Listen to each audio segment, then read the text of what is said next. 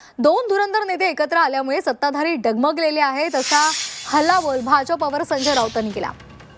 भाजपचा डोलारा मोदींच्या करंगळीवर उभा आहे असंही राऊतांनी म्हटलंय। भाजपला वैचारिक आधारच उरला नसल्याची टीका सुद्धा त्यांनी केली आहे।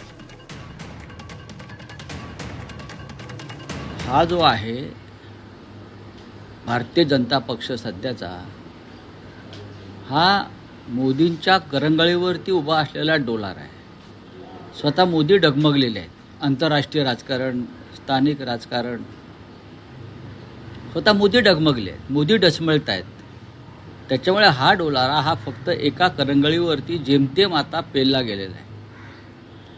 अशा वेळेला राज ठाकरे असं म्हणतायत, सन्माननीय राज ठाकरे, की तो कधी कोसळून पडेल आणि ते कोसळण्याची वाट या देशाची जनता पाहते। कधी कोसळून पडेल याला भक्कम असा आधारच नाही आहे भाजपच्या कोणत्याही।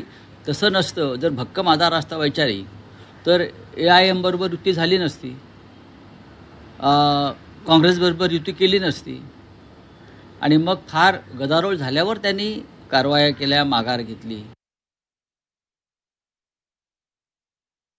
हे धुरंधर नाही आहेत, हे डकेत आहेत, हे सगळ्यांना माहीत आहे। धुरंधर एकच आहेत, देवेंद्रजी फडणवीस। महाराष्ट्राच्या राजकारणामध्ये त्यांनी स्वतःला सिद्ध केलं। विधानसभेच्या निवडणुकीमध्ये देवाभाऊंच्या नेतृत्वात जवळपास 225 जागा महायुतीच्या निवडून आल्या।